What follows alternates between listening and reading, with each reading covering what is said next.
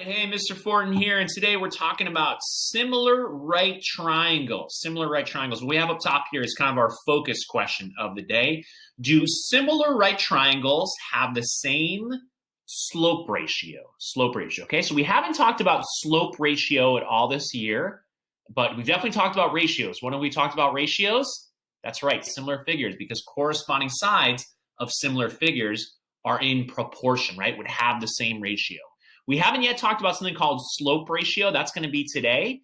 But we've definitely talked about slope before in the past. Maybe not with me, but maybe with your Algebra 1 teacher, of course. The slope, of course, one of the most important concepts of Algebra 1 in terms of having a consistent additive or subtractive growth within a linear relationship here. So slope ratio is what we're talking about. And what we're transitioning to is this thing called trigonometry. Okay, so we got this trigonometry thing down here.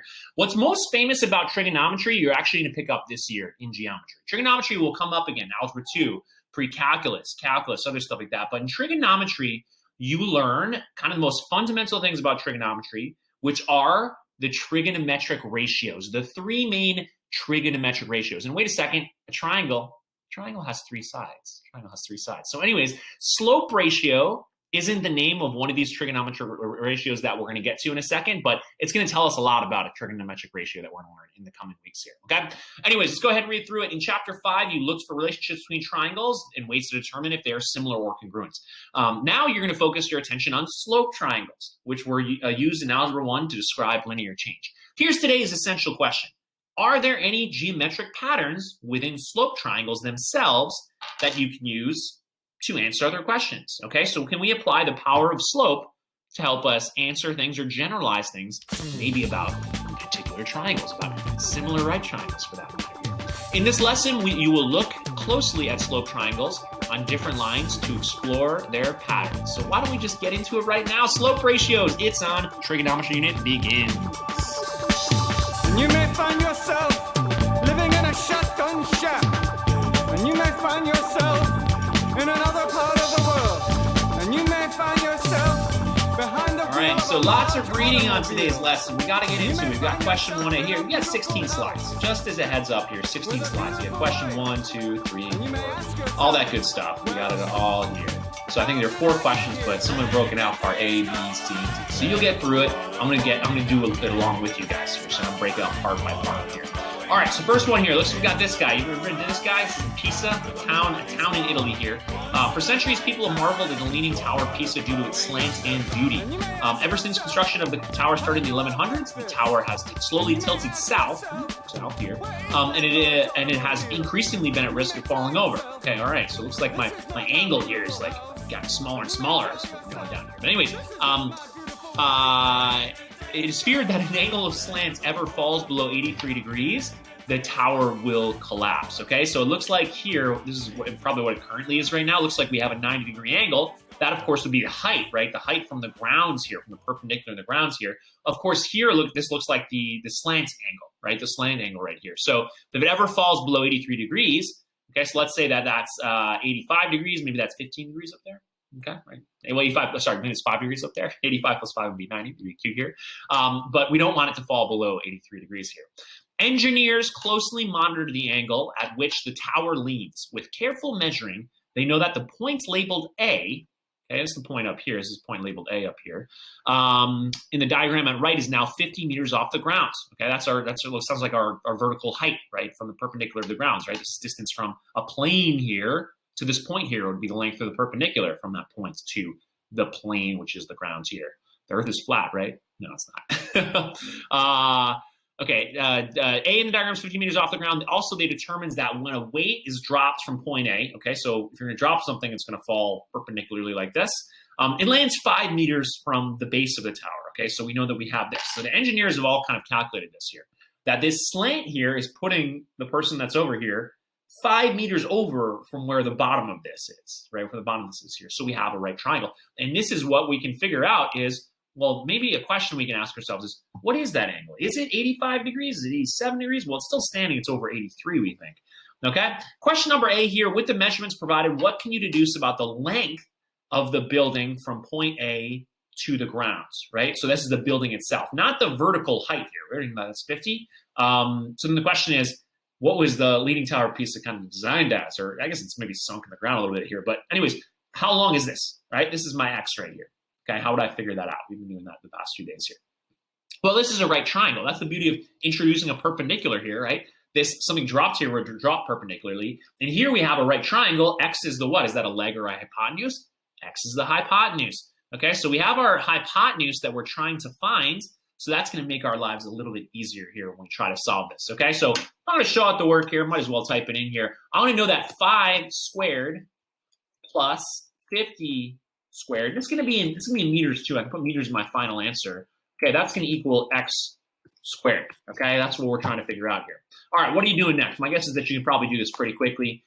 5 squared is 25. 50 squared is what? 2,500, I think. Yes, 2,500. So we get 2,525 equals X squared. I don't have my equation thing set up here. Okay, take the square root of both sides. Hey, I know 25 goes into 25, 25, right? I have the 25 right there. Okay, so maybe I'll just do my trusty calculator. I could probably figure it out in my head, but since I'm in front of you guys here, no reason to overwhelm you with how's he doing that in his head. Get the calculator going, baby. This is great. So we know that 101 times looks like it goes into 25. So that means in 101 is going to be a prime number, right? 9's not going to go into that because they don't add up to 9 here. None of the even perfect squares are going to go into that. 25 doesn't go into that. 49 is not going to go into that. 81, right? So I'm trying all perfect squares that are less than 100, right? Because 100 definitely not going to go into 101. And 101 is a perfect square. So anyways, this is what I get is my exact answer would be this for this one, would be 5 roots. I don't know if I can actually do a square root symbol. I don't know how to do that. Oh, I can do a typewriter thing here. There we go. Square root 101. And let's say meters. Okay, let's say meters here. That would be my exact answer. That's not a particularly useful kind of thing if you're to an engineer. Actually, it would be useful. I tell you that one, then let the engineer decide, like if they want to convert it to the decimal. They can convert it to decimal however they want here. Okay, so I'm going to go ahead and take a square root. Got about 10 times by 5, and my answer is going to make sense here. So about 50.2, we'll round up to 5 here, I guess, here. Okay, or about 50.25 meters, okay, is the approximate length of this here. Of course, it's an irrational number here. If this is measured perfectly, this is measured perfectly. This is an irrational number here. So that is what I got here, and that makes sense. It would be just over 50 meters, just a bit longer than the perpendicular distance from there, because the perpendicular is the shortest distance from a line, from a point to a plane. All right, can you determine the angle the tower leans? Well, I know that this is 50.25 here, and do I have the skills? This isn't exactly here. If I actually, let's maybe get this down here. Well, the only way we can figure out at this point here is if one of our patterns that we've noticed so far is actually true in this instance here. Okay, so can you determine the angle that the tower leans here? Well, I know this is a 5 meter side. I know this is a 50 meter side. This is a 50.25 meter side. So maybe we should ask ourselves, is there a pattern for this that would actually tell us what this angle is right here? Okay, I know this is 90 degrees. So is it possible that this is a 30, 60, 90 degree triangle? No. I guess it's fallen over. It's fallen over. This also isn't in a 1 to 2 to root 3 ratio. Okay, right? 5 times 2 is 10, not 50. Okay, so you see, you can actually use that pattern to determine if it's 30, 60, 90 degree triangle, right? I'm going to go this way. 5 times 2, this is in 10 meters for the hypotenuse, and 5 root 3 for the longer leg. So it's not 30, 60, 90. Is it the 45, 45, 90 degree? Like, is this 45 degrees right here? No, this isn't an isosceles right triangle. That would mean that these would have to be the same lengths here. So we don't know, okay? So here, we don't know what any of the angles are other than the 90 degree angle. Okay, because it doesn't fit our 30, 60, 90 pattern. It doesn't fit our 45, 45, 90 degree pattern here. But do you think there's another pattern? Do you think that this triangle here, maybe we pose on this for a second. Do we think this triangle here, one that relates where it has a ratio of 5 to 50 to 50.25, do you think there actually is an angle measurement that goes right there? That might go with that sort of ratio, that extended proportion like that, extended ratio? And do you think there's an angle up here that would go with that in terms of 5 to 50 to 50.25? Stuff to think about. Okay, so we don't know what the angle is, but perhaps there are some methods for us to figure out here. And that's where you need your trigonometric ratios. That's what we're going to be working on for the next couple weeks here. All right, B, can you determine the angle that the tower leans? Well, I thought I answered that here. I did answer that here. I need to erase that as part of your section here, okay? So that answer for part B, it'll just be visible here when you guys do it here. I delete that from the actual assignment when I get to a little bit later. Okay, part C here, 1C here, okay, says while you can't figure out what angle the tower leans right now, at the end of the lesson, you will know how to find the angle for this situation and many others. However, at this point, how can you describe the slope at which the tower leans? As a reminder, the slope of a line is the calculation of the vertical change. That's delta y, that stands for change in y, right? How is y changing? Well, here, if this is an angle here, the slope that gets created out of this angle here is our delta y is 50 meters, right? This is our change in y, how much y is changing as we start from down here, as we go up to that point here, as we rise by 50 meters, okay? And our horizontal change, that's this here, okay? So remember, slope is rise over run, okay? That's sort of your middle school type of way of calling it here. In Algebra 1, you were calling it this, right? Change in y over change in x, okay? How does our vertical change? And that's the change in the y variable versus the change in the x variable for the denominator here, okay? This is delta x down here, right? So if I go here from this point to this point, okay, we're not going straight up, so our slope's not undefined. We have a slope, it's twisted over. So we rise up positive 50, we run. And you're always running to the right, right? So running's always positive here. So I'm gonna get 50 meters, okay? And what did we run? We ran 5 meters, okay? So it turns out that even though we don't know what this angle is here, what this angle is creating is something called the slope ratio, okay? 50 over 5, right? We can cancel meters out right here, right? Meter over meter, just meter divided by meter divides into itself, so it's equal to 1. And then we have 50 divided by 5, and that's going to be 10, okay? So the tower leans at a slope of 10, okay? A slope of 10. So this angle right here created a triangle, a right triangle. So any angle, right? Any angle that we shoot off here, we can create a right triangle because at some point when we fire off, right? When we fire off an angle here, we can drop in a perpendicular, okay? Drop in a perpendicular. And we can tell what point is our rise over run, right? Any place we can tell our rise over run here. And here, I got 10 for that one. Hopefully you got that one too. Let's keep moving on, guys. Hey, we're making pretty good time on this. I worried that this video was going to be way too long. This assignment might have felt way too long, but I think it's not going to be too bad here. All right, so let's check it out here. We want to talk about slope triangles right now, patterns in particular slope triangles. Ooh, we have an angle because what I want to show you in this lesson is that any particular angle is going to have a particular slope ratio, a particular trigonometric ratio. Trigonometry just means the study of measurement of right triangles. So anyways, this one says here, patterns in slope triangles. Let's now look at a different angle, okay? Is this angle smaller or bigger than the slope angle that we were looking at for the Leaning Tower of Pisa? Well, it's much, much, much smaller because this Leaning Tower of Pisa one is probably like 85 degrees. We knew it was more than 83. That's way more than 11 here. So this is a little bit different. The last one, the slope ratio was 10, right? 50 over 5 is 10, meaning the slope of 10. Rise over run's 10 over 1. Here, right, our rise over run is going to be a lot smaller. It's just going to be 1 over 5 here, 1 over 5 here, okay? So in order to find an angle such as the angle which the Leaning Tower of Pisa leans, you'll need to investigate the relationship between angles and the sides of a right triangle. You start by studying slope triangles. Find the graph shown below. Notice that one slope of the triangle has been drawn for you. Note, for the next several lessons, angle measures will be rounded to the nearest degree, okay, nearest degree. So what I want to show you in this one here is that this 11 degree thing doesn't technically, it's not exactly 11 degrees, but it's pretty close to 11 degrees, would get you a 1 over 5 ratio here for a slope triangle, okay? So that's why they say rounding, because math is not super precise a lot of the time. A lot of time we crunch the numbers, we prove something, we're proving something for like 10.923 angles of 1 over 5 ratio. Anyways, draw 3 new slope triangles on the line. Each should be a different size, meaning each should have a different delta x than 5, right? Different delta x than 5. So here our delta x here is 5. Our change in x is 5. We want to have 3 more slope triangles with 3 different delta x's here. Label each triangle with as much information as you can, such as its horizontal and vertical lengths and its angle measures. Okay, its angle measures. I think I'm going to add something else on here too. I'm going to add on the right angle symbol here because I don't want you to forget. What we're doing here today in today's assignment is we're dealing with right triangles. We're dealing with right triangles here, okay? So a right triangle there. All right, so let's introduce an angle where we're going to have a right triangle here. Okay, but we're going to, well, this is still an 11-degree angle. So let's see here. Draw 3 new slope triangles on this line. So here's our line, right? This is our line. Okay, and we need to introduce 3 slope triangles to our given line right here.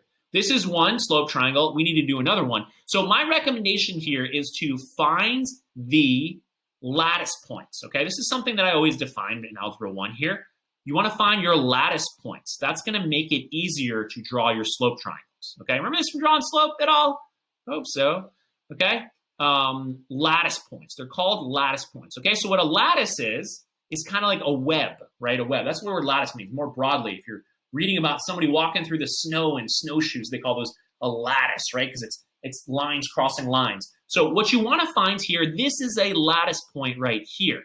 Okay, right here, this is a lattice point. Why is it a lattice point? Because the vertical grid marking here intersects the horizontal grid marking here where the line is, here. Okay, so your lattice points, your guide to finding some very clear and precise slopes. Okay, I'm going to draw it in. This is one slope triangle created by the 11-degree line right here. Okay, why is this a slope triangle? Well, here, this line's going up like this here, and I've risen +2, and I've run, well, let's see here, 1, 2, 3, 4, 5. How many do you see, guys? 6, 7, 8, 9, 10.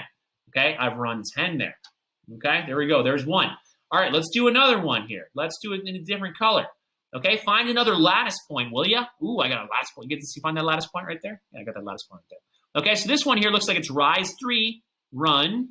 Well, it'd be this. This would be 10 right here. This would be another 1, 2, 3, 4, 5. Okay, so run 15. Rise 3. Okay, next one up, we got green. Yeah, we got green here. Green was my favorite color as a child. That's exactly what you wanted to hear today during today's lesson. Okay, so this one here is rise 4, run. Well, 1, 2, 3, 4, 5. Wait, 1, 2, 3, 4, 5. Good. Okay, that's what I wanted. Why did I want that? Well, it's always rise 1, run 5. So this is rise 4, run 20. Okay, run 20. I'm going to put that right angle measurement there, and I'm going to put the right angle measurement here, just to remind us what kind of triangles slope triangles are. Okay, that's going to be important for some things we're going to deduce in a second here. Okay, so that's part A. Don't need to write anything in. Part B, it says, explain why all the slope triangles on this line must be similar. How could you prove it? Here's your beautiful drawing from the previous slide here. Isn't this neat? Your screen changes, but it still shows your drawing right here. You can even add on more to it if you like, but I'm not going to. Explain why all the slope triangles on this line must be similar. How could you prove it? Well, I got 4 triangles. Okay, the green triangle, red triangle, blue triangle. Well, maybe I can actually, right, with the line itself is creating what kind of a triangle? Well, it's a right triangle. This green triangle is a right triangle right here. This red triangle here is, right, a right triangle as well. Okay, this blue triangle is a blue triangle as well. And the black triangle that you had at the beginning of the problem, also a right triangle here, okay? How could you prove? They actually must be similar. How could you prove it? Well, they're all right triangles, okay, all right triangles. What do we know about right triangles? Well, they'd all have a right angle, okay? So I'm going to indicate that that angle, that angle, that angle, and that angle are all congruent because, again, they're all 90 degrees. They're all 90 degrees here, okay? So that's one angle. Remember, the other ways we have to prove similar triangles, we have the SAS inequality theorem. We have the SSS, not inequality, SSS similarity theorem. Yeah, the SAS similarity theorem. Okay, we have those. But do we really know anything about side length proportionality? Well, actually, we technically do. Check it out. We could do this through SAS. We can do this through SAS similarity because 4 to 20 is in a 1-to-5 ratio. 3 to 15 is in a 1-to-5 ratio. 2 to 10 is in a 1-to-5 ratio. And the included angles are all congruent. Okay, so actually, the corresponding sides, we have 2 pairs of corresponding sides that are in the same ratio. They're in proportion, right? In a 1-to-5 ratio here, 1 to 5 there, 1 to 5 there, 2 to 10 is 1 to 5. And the included angles are all congruent. So we can use the SAS similarity theorem, okay? You could also use another theorem, or another postulate that is here. What's the other one we can use? It might be easier to see here, the other one here. Could be this. Look at this here. This green triangle has an angle right here. Look, this is the angle right here. Let's maybe call this like angle A over here. Angle A is congruent to itself. Look, I put 2 tick marks there. Congruent to itself. Angle A is also in the red triangle, okay? It's also in the blue triangle, and it's also in the black triangle that we have there, okay? So All these triangles are congruent by AA. Or we can use the SAS similarity theorem if you want to. All of the slope triangles on the created by the 11-degree slope angle are similar because two pairs of angles in all of the triangles are congruent. Okay, one pair would be the 11-degree angle itself, which appears in all of the slope triangles for the 11-degree angle. And the other pair, right? In the proof, if you're using AA, you'd have to say what are the two pairs here, okay? And the other pair of congruent angles would be the right angles that were introduced to draw the slope triangle, right? Slope triangles were this rise over run, so our rise is perpendicular to our run, okay? And that's what I would say. I'm expecting probably most people to say AA. Okay, so maybe I'd say actually to summarize that one up, therefore, right, because I don't actually give the reason, I just say two pairs of angles in both triangles are congruent, and that's fine here. Therefore, they are all similar by the AA postulate. And that's what we got here. All right, proofs, slow us down a little bit here. Notice here, now we're still only in slide 7 here, but we'll keep going on this one here. All right, 2C, patterns in slope triangles. Since the triangles are similar, what must be true about each slope's ratios? Well, we even just visually see it right now, but because we know all these triangles are actually similar right here, what must be true about each triangle's slope ratios? Okay, each triangle's slope ratios must be the same, right? They must be the same here, okay? Why? Because corresponding sides of similar triangles are in proportion. They are proportional, okay? And right, that just comes from the definition of similarity. Remember, similar figures are figures whose all corresponding angles have the same measurement and all corresponding sides are in the same proportion. So they produce shapes that are the same shape, but just different sizes, right? Different sizes, or they could be the same size. They could be both congruent and similar to each other at the same time here. Okay, so there's my answer to this one here. I'm going to click submit. I feel pretty good about that one. 2D here, patterns in slope triangles. Hey man, so all about it. But that angle, that 11-degree angle, creates it. It's always in a 1-to-5 ratio here. Okay. So now we're going to think a little bit ahead on this one here. Confirm your conclusion by writing the slope ratio for each triangle as a fraction, such as delta y over delta x. Okay, so we actually want to write the slope ratios down to hammer it home. I think we already know the answer here in this one, so I might do this a little bit quickly for you guys here. So slope triangle. My first triangle is well, let's just 1 over 5. Okay, that's my. Well, actually, what is it? 2 over 10. Okay, 2 over 10. And said convert to decimal. Well, 2 divided by 10 is just 0.2.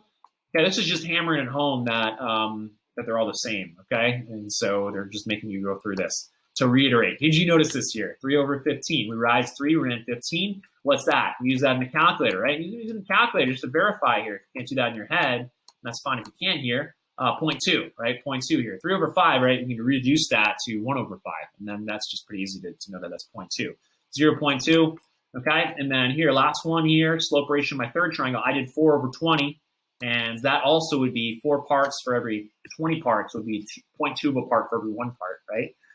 So 4 over 20 is going to be 0.2 as well. Okay, 0.2 as well. So for, what do we notice here? For an 11-degree angle, I noticed that I'm actually going to use some fancy words here, right? I'll use some fancy words in a second. So I'll use the new vocabulary, slope ratio. I noticed that the slope ratio is always 1 over 5. Okay, 1 over 5. I noticed something else about the right triangles, though, that I'm going to put in, which I think might be an important observation that maybe you had as well here. What do we notice about the right triangles here? Well, if this is the 11-degree angle, what do we notice about the opposite sides, the sides opposite the 11-degree angle, versus the side kind of touching that 11-degree angle. Or like, what are these? These are all right triangles. This is definitely easy. So here, maybe I'll highlight what I'm trying to talk about here with the green one here. This one, number 4, where I see the number 4 there, the side length of 4, this is opposite, right? Opposite the 11-degree angle. This is the opposite side. And I'm getting kind of ugly to write this, but I'm trying to write opposite. Oh, you know what? They actually have a way to type on this now. Okay, so let's use the typer. I know a lot of people really hated drawing on here. Like I just try to draw on here.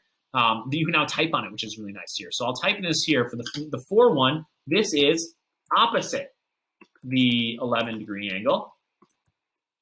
I noticed that.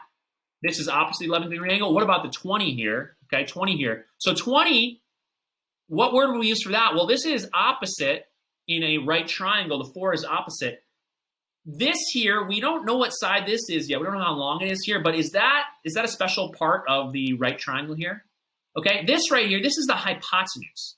Okay, we don't know how long the hypotenuse is. And again, I wish I just typed it in here so that we could actually see what I'm writing. Hypotenuse. Okay, there's my hypotenuse right there. The 20 side here, let's introduce maybe some vocabulary for us here. So it's not the hypotenuse, it's not opposite the 11-degree angle. It's part of that 11-degree angle. So what we say that this is the adjacent side to the 11-degree angle. Okay, that's what we say here. So let's see if I can move that around here. This new Desmos thing's pretty neat. Okay, this is the adjacent side. This number 20 here is adjacent to the 11-degree angle, and 4 is opposite the 11-degree angle. So here we have what I could maybe say, add on here. This is going to get us to think a little bit of ahead of our first trigonometric ratio that we'll learn on Friday, is that the side opposite the 11-degree angle is always 1/5 the size of the side adjacent to the 11-degree angle. Okay? 3 is 1/5 of 15. 2 is 1/5 of 20. Okay? And we can turn it around. We can turn this around here, right? Because the idea of how we're going to use these slope ratios when we get to them is for solving for sides of the triangle here. So the side adjacent to the 11-degree angle is always 5 times the size of the side opposite the 11-degree angle. And that's what we notice here, right?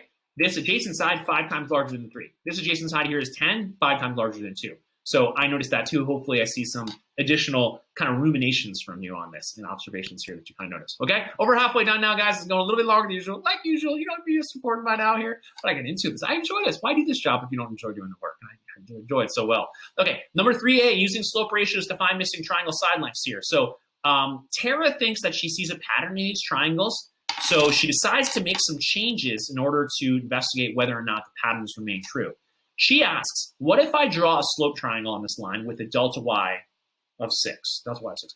What would the delta x be of my triangle? Remember, so that's vertical change of 6. What would my horizontal change be? Answer your question and explain how you figured it out. Well, here, I got my diagram here. We can't actually do this here. Look at this here. We can do 4. We could have done 5. There's another lattice point here, right? So this is a length of 5 here, but they strategically showed us in this here. Well, if we did 5, what would it be? 1, 2, 3, 4, 5. We'd have another 5 on there. So this whole length here would be 25. Okay, so then the question is, what is going to be 6? Because 6, we're off the graph here. We can't just draw it in and get it. We got to use our critical thinking skills. Got to use our math skills to get this. Well, if delta y is 6, what do I got to do to get my adjacent? So opposite, okay? If the side opposite, so if my rise is 6, so if the side opposite the 11-degree angle is 6, the side adjacent to it would be 6 times 5, which would be 30, right? Would be 30, okay? Therefore, the delta x, I might copy and paste that. The delta x of a slope triangle with a delta y of 6 would be 30, okay? I simply multiplied the vertical change by 5 because for an 11-degree angle, as we established in the last slide, the horizontal change of the slope triangle is always 5 times greater than the vertical change. Trigonometry so far, you like it? I like it. Oh man, this is great. I'm having a great time. Okay, number 3B, use slope ratios to find missing triangle side lengths. What if delta x is 40? She wonders, then what is delta y? Okay, so now we got to go the other way here. So maybe we can think about this one here. What if it's 40 degrees? Well, we know that our slope ratio. Okay, try to write slope ratio here. Again, the drawing is really rough, as you guys have experienced so far this year. The slope ratio of an 11-degree angle is 1/5, okay? And that is going to be equal to what's opposite, which is the height, right? That's our delta y, right? Change in y over change in x, okay? Change in x, but change in x here is 40, okay? So if you don't want to just do the trick, we're going to take the 40, divide by 5. You could set up actually this here, our slope ratio. We're in a 1-to-5 ratio. What did our delta y have changed by if our delta x here was 40, right? Change in y is 1, change in x is 5. This has to be the same ratio right here, okay? So what you can do here is you could cross multiply here. 5 times by delta y. Just trying to give you a heads up of how you're going to have to end up solving for this a little bit here when you actually get into this, when we start using our official trig ratios, and you'll see, we'll get to them. 1 times 40 is 40. Divide both sides by 5, and I'm going way too slow with this, aren't I? Right? Divide both sides here by 5. Delta y would equal 8. Okay, would equal 8. So if our change in 40, right? So if we drew an 11-degree angle here, if we went over 40 this way, we would predictably be 8 higher because of what we have noticed so far. And here, if you want to follow my work here, I'd simply just divide both sides by 5 to cancel out that 5. And 40 divided by 5 is 8. And we got it there, okay? Maybe I'll skip over explaining the reasoning here, but you can fill that in when you're doing your homework here.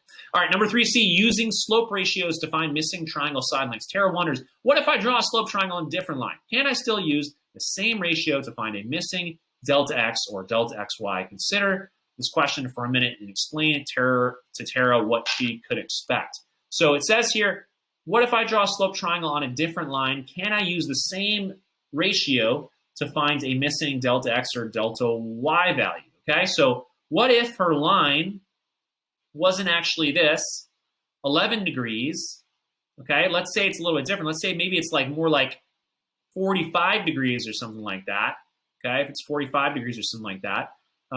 Well, here, if this is like 45 degrees, and maybe we'll do it up here or whatever here. What is our rise over run of this? Is that going to be in the same 1-to-5 ratio? No, this looks like about the same thing over the same thing here. This is not, right? This is going up 1, 2, 3, 4, 5. Run 1, 2, 3, 4, 5, 6. I don't know, something like that here. Let's say this is 5. Let's say this is 6. Let's say this is about 42 degrees or something like that. Here, is it a 5-to-6 ratio? No. And the answer here is no, okay? So, no. No, if the slope angle has a measurement that is different than 11 degrees, then the rise over run ratio, or the delta y over delta x, rise over run ratio, will be different than 1-to-5. Okay, it'll be different than that because, right, the angle itself is determining how high up you're going as you travel along the x-axis, as your horizontal thing changes. If you change the angle, horizontal change, right, that's going to affect how high up you're going, and then all of a sudden you're not going to have that 1-to-5 ratio. Okay, so that's that, right? Every angle is going to have a slope ratio. That's the big thing I want you to get out of today before we jump into trigonometry. We talk about, well, what can we do with that? What do we actually call that, right? What do we call slope ratios when we're doing trigonometry problems? Okay, number 4A, changing lines. In part C of the previous problem, number 3, Tara asked, what if I draw my triangle on a different line? Investigate what happens to the slope ratio and the slope angle when the line is different. Using the grids below to graph the lines described, use the graphs and your questions to the questions below. You're graphing your answers to the questions below to respond to Tara's question, okay? On graph A, graph the line y equals 2/5 x. What is the slope ratio for this line? What does the slope angle appear to be? Does the information on this line support or change your conclusion? Part C in problem 3, okay? So here we got a graph. It looks like we have to graph the line y equals 2/5x. Ooh, a little Algebra 1 review for you. Yes, a little Algebra 1. Yes, I love Algebra 1. It's great. Don't you miss Algebra 1? Anyways, different teacher than me, right? Anyways, y equals 2/5x. So just remember here remember y equals mx plus b. Don't forget about that from Algebra 1. That one's pretty important. That's a pretty important formula, okay? So we have y equals mx plus b, okay? Slope-intercept form. But we know that the number touching x, that's going to be the number that your y value is going to change by every single time x goes up by 1. So this here is where your slope appears, okay? This is where your change in y over change in x is, okay? So when I'm looking at 2/5 here, okay, what that tells me is that I got to rise 2, and I got to run 5, okay? All right, so let's do that. We got 2. Okay, I got to rise 2. Okay, so here, let's pretend we're going through, we are going through the origin, right? Our b here, we had earlier b, that's our y-intercept is 0. So this is, we have a y-intercept 0. If x is 0, then y is definitely 0, right? Because 0 times 2/5 is just 0. So 0, we have a point at 0, 0. Okay, and then to get my next point, I'm going to draw up 2 over 1, 2, 3, 4, 5 to this lattice point. Okay, I'm going to go up 2, rise 2 over 1, 2, 3, 4, 5. Remember a little Algebra 1 action, up 2 over 1, 2, 3, 4, 5. And now I'm going to draw in my line, which is the line of y equals 2/5 x. And beautiful. Beautiful. Gorgeous here. Gorgeous, okay? All right, so now we got to figure out what the slope ratio is. Fun times, baby. Remember doing this when we're getting slopes and whatnot here? Well, slope ratio, that's pretty easy, right? Because we did it ourselves here, okay? So this is a right triangle, right? Don't forget that this is a right triangle. So for this triangle here, opposite we don't know what the angle is. That creates a 2/5 ratio here between the rise and run. The rise is 2 and run is 5. Okay, this is 2/5 here, okay? So slope ratio in this particular problem is 2/5, okay? And the sloping angle appears to be around, so we're just kind of trying to estimate it here. What does the sloping angle appear to be? You don't have a protractor and stuff here, so maybe you should Google that, okay? Protractor. Maybe we'll Google it and see what they say. Okay, using a protractor. The Math is Fun is a great website, actually. It's very easy to explain stuff to you. It could be easier stuff that you look at middle school or something like that, or it could be harder stuff here. So anyways, this is a pretty small angle here. Well, I don't know. Very larger than 10 degrees here, don't you think? So here, this is where it's sort of the initial ray is here. And here's the ray of inclination here. We're inclining a little upwards here. A little advanced. I just love my vocabulary, right? So this appears to be maybe closer to a 20-degree angle. I would say maybe about a 20-degree angle or so. Let's see here. What do you think? Yeah, I don't know. Well, this is 90 degrees, so it'd be like here 60, 80. Yeah, I'm going to go with 20 degrees. I think about 20. Okay, so you don't have it. Appears to be around 20 degrees. I don't know what the answer key says. I honestly don't know because I don't have all these ratios actually memorized. 2/5 ratio goes with about a 20-degree angle, okay? But in a textbook, they'll tell you what the exact angle is. We'll get that later, what this ratio is called in the future. All right, my conclusion for the previous screen is not changed. Is not changed because a slope of 2/5 does not have an 11-degree slope angle, right? We're calling them slope angles today, okay? So it's not going to be changed, right? So, right, not like, what if I draw an angle to a different line? Yeah, the slope angle changes, right? Slope angle changes, the slope ratio changes, okay? Slope ratio changes, the slope angle changes. So I think it has not changed here. All right, let's check this one out here. On graph B, you're going to create angle QPR so that it measures approximately 18 degrees. Here we go. First, place your protractor so that point P is on the vertex. Okay, it's a weird year. Here's point P right here. You can't actually use a protractor on top of this. So here, I would kind of eyeball it with this protractor that we have here. So it says here, place point P on the vertex, okay? All right, so let's pretend we have this here, right? This is the vertex of the angle here. Point P is there. Try to eyeball it here. We got to do, an 18-degree angle. The last one looked like it was about 20 degrees. Anyways, first place protractor there. And then find 18-degree mark and draw a new point R. Draw ray PR to form angle QPR. So it should be a little bit smaller. Find an approximate slope ratio for this line here. Okay, so if we have an angle, are we going to have a slope ratio that's going to be consistent? That's sort of what this problem is going to ask here. So let's try to find it here and maybe just kind of eyeball it. Let's see here. 18 degrees is like this. So try to get the movement going. Try to get the movement going. Try to get it. And let's see here. It's hard. It's hard. I can't tell. Watch it be like the same exact thing. Let's see. Let's make sure it's. I don't think it's the same exact thing. No, it's not. All right. That looked like it was about 18 degrees by just eyeballing it here. Maybe I didn't. Maybe I should have done a little bit smaller than that. To be honest, I think it's a little smaller than that here. Let me undo that and do it more like this. I think that's more like it. Maybe that here. I'll have to go through a lattice point. Sure. Why not? Lock it in. I'm not sure. Anyways, eyeball it in this one here. So I eyeballed it. I honestly, if we're doing this in class in a normal year, we would have the protractors out there. But I know you don't have a protractor at home. If you do, you can actually do this here. Measure it on your computer screen and get it. But here's our 18-degree angle. Okay, there's our 18-degree slope angle. Okay, slope angle here. Let me reset this so you can see it. So then the question is, what's the slope ratio for that 18-degree angle? Okay, so it says here, find the coefficient. So the slope ratio for the 18-degree angle appears to be approximately, okay, so I drew it. I got a lattice point right here. It's a lattice point, right? That's where my vertical grid mark hits a horizontal grid mark right over where, and the graph goes right over those two grid marks here.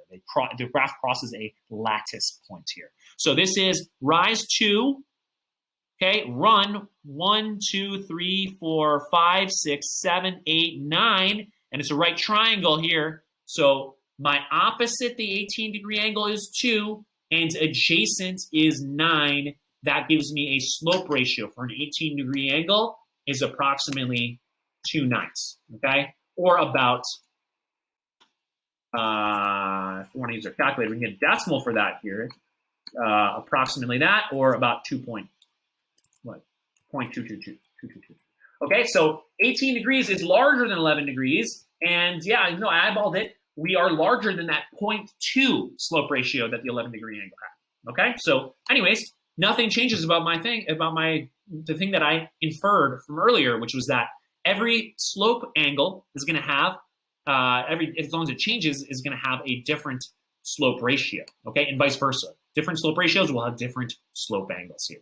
Final one here, we still see the one from part B. We lost the one from part A. Sorry, we can't see them all together here. Is going to be letter C. It says graph the line y equals x plus 4 on the graph of C. Draw a slope triangle and label its horizontal and vertical lengths. What is delta y over delta x, the slope ratio? What is the slope angle? Okay, try to stay with me. Try to stay. It's hard not with groups. Like normally it's a group thing. We can bust it out through a period, but try your best here to stay with me. Okay, so just quick reminders again: slope-intercept form, algebra 1, little algebra 1 review. That's right. We always want to kind of touch on some things that we hope you know here. Okay, I told you already that M here. This is where, right? That's your M is your delta y over delta x, right? Rise over run. Okay, and then remember the B here in y equals mx plus b. That's your y-intercept. Okay, that's your starting number, right? Starting number. Because if x were 0 in this graph, right? If x were 0, 0 plus 4 is 4. So our y-intercept is going to be at 0, 4 for this particular graph. Okay, what's our slope though? What's our slope? We just see x. Well, nothing in front of there. Well, what's m going to have to be? M's going to have to be 1. Okay, so our delta y is going to be 1, and our delta x is going to be 1. Okay, so that's going to allow us to fill this in, right? We can fill in this right here, which is going to be the slope ratio. Okay, it's just going to be 1 over 1, right? Just going to be 1 over 1 here. Okay, and let's do that right now. Okay, so we need our y-intercept is at 0, 4.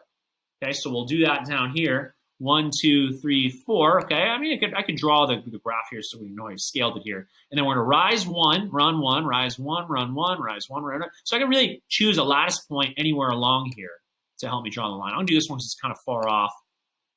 Boom, there's my line. Okay, and it's asking me what the slope ratio and the slope angle. I never knew it was going to be 1 over 1, but let's just verify this from looking at it so we can actually see it here. We can choose anything here. So here, that's the slope angle from here. Oh, what kind of a triangle is this?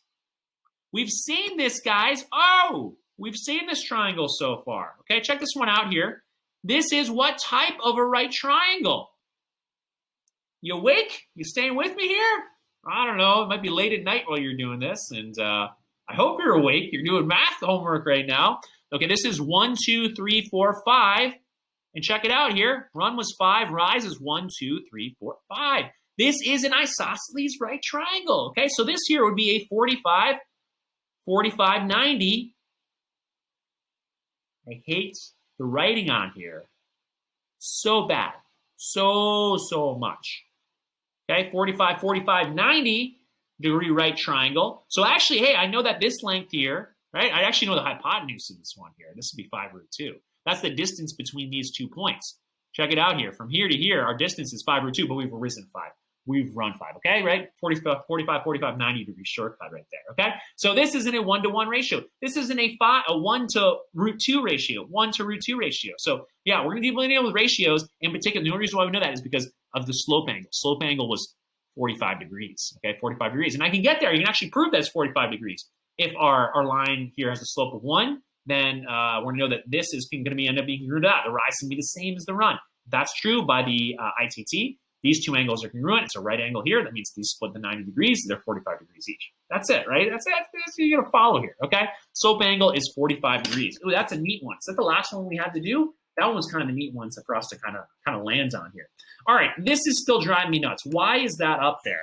It just is. This might stay with us. Oh, I had to click escape to get out of there, okay? So now we don't see that anymore. We've gotten to our exit ticket. So yes, last slide isn't really a real slide. Well, you get to read something. So guys, you're almost done. You're almost with. Thank you for being here with me. It's hard to launch into something brand new, right? Brand new here. And we have to make so many connections in geometry. But keep with it. Because Miss Hong's class, oh, you better believe Miss Hong's class is working on this stuff here. The students in Miss Hong's class are writing conjectures based on their work today. A conjecture, what the word conjecture means is kind of like it means an unproven scientific theorem. That's what a conjecture is. So it's not a theorem. It's sort of like thinking, I think this could be a theorem. I think this could be something that we could prove at some point, and we can decide is totally true here. Okay, Miss Hong's trying to write some conjectures right now, unproven theorems, okay?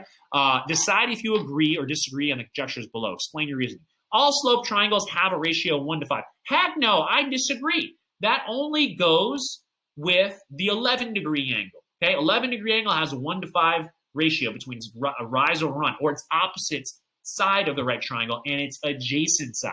Opposite and adjacent, okay? We'll get used to that because that's how we're going to talk about these angles in the future, what they create in terms of their opposite sides and their adjacent sides. Okay, if the slope ratio is 1/5, then the slope angle is approximately 11 degrees. I agree with that statement. Yeah, we did actually see that. Yep, we did, right? A slope ratio will go with a particular angle measurement. 1/5, that was that 11-degree angle one we did here. If the line has an 11-degree slope angle, then the slope ratio is approximately 1/5. Yes, I agree. I think that's probably an if and only if statement right there, an if and only if statement. We know the degree measurement, we're going to know the slope ratio. We know the slope ratio, we can deduce what the angle measurement is. We're all going to get there. We're going to get there, okay? But we're going to call it opposite and adjacent ratio. That's what we're going to call it, friends.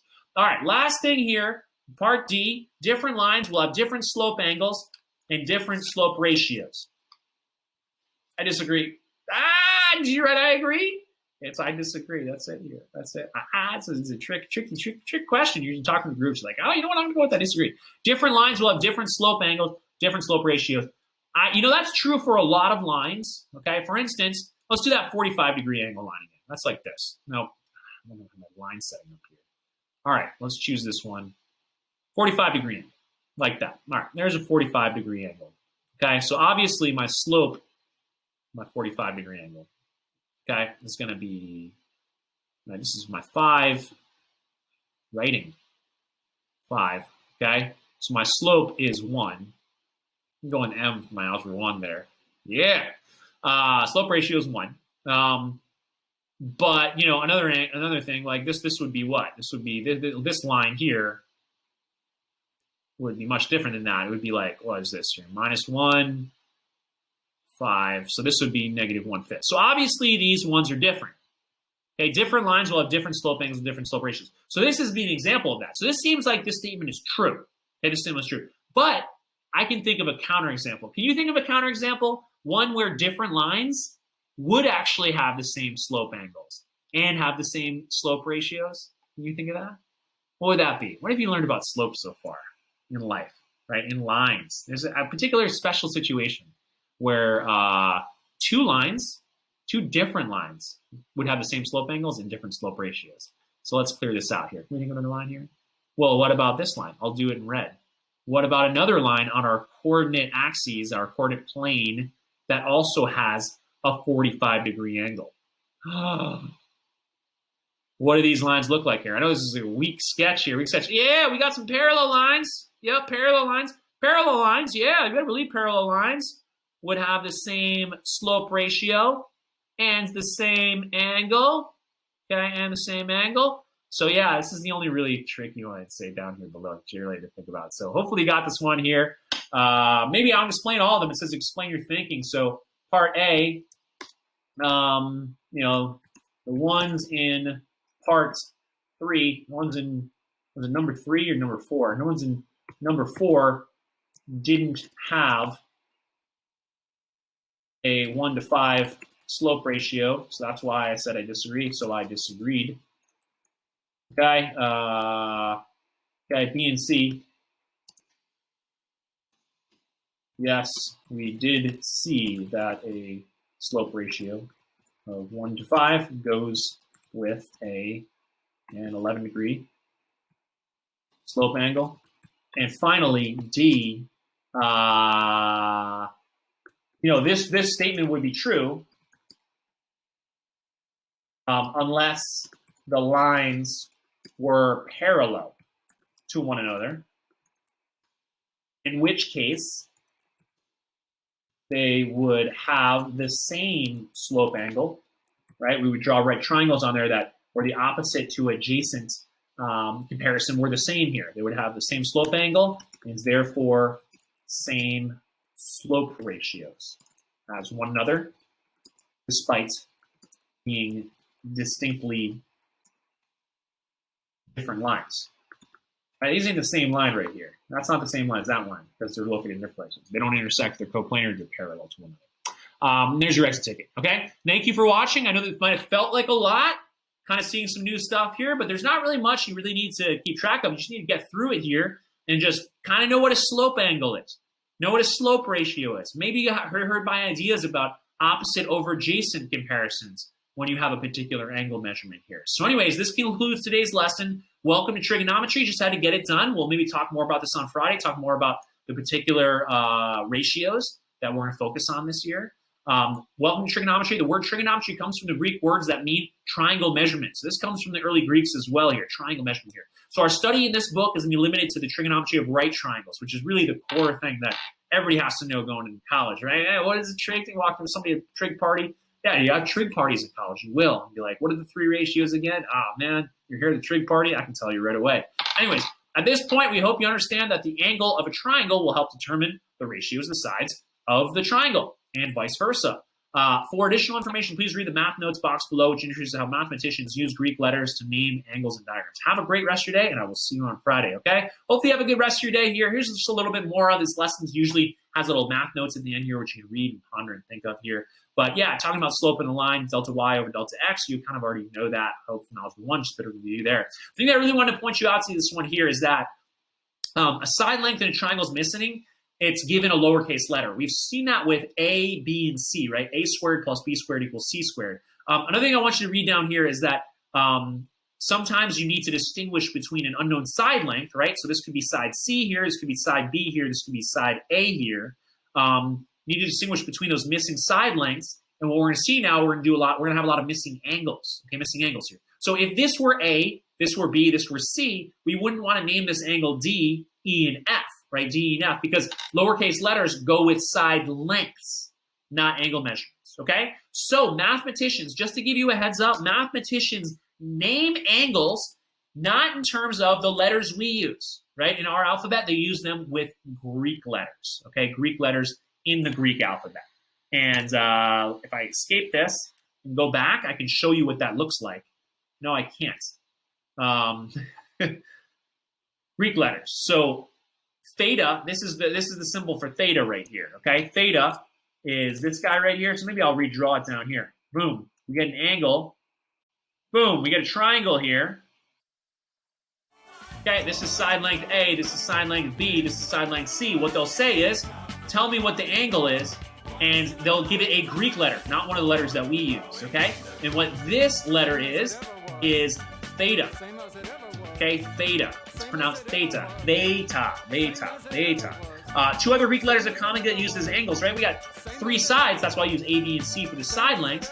We're going to use three Greek letters to refer to the angle measurements here. So this stands for theta, and then the two other letters you'll oftentimes see are alpha, okay, right? Beginning of the Greek alphabet, alpha, and then also beta, right? Also the beginning of the Greek alphabet here. So this might be, hey, find beta, right? Find beta here. So it goes, it's like a B with like a little extended here. This is kind of like a little fishy fish, right? Not a religious here. The religious one would be that one, right? Okay? I don't know.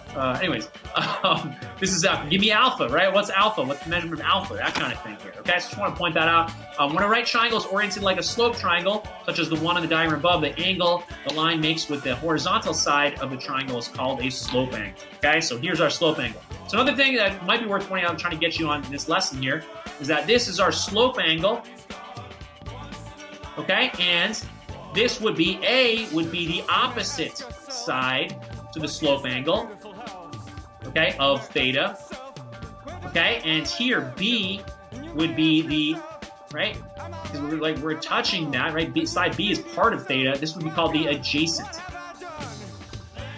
side of theta, okay? C is just going to be called the hypotenuse, okay? And that'll be important when we start getting into our official demonstrations. Thank you so much for watching. I had fun with doing this assignment. Hopefully it wasn't too bad for you too. I know it's kind of hard to do it the first time.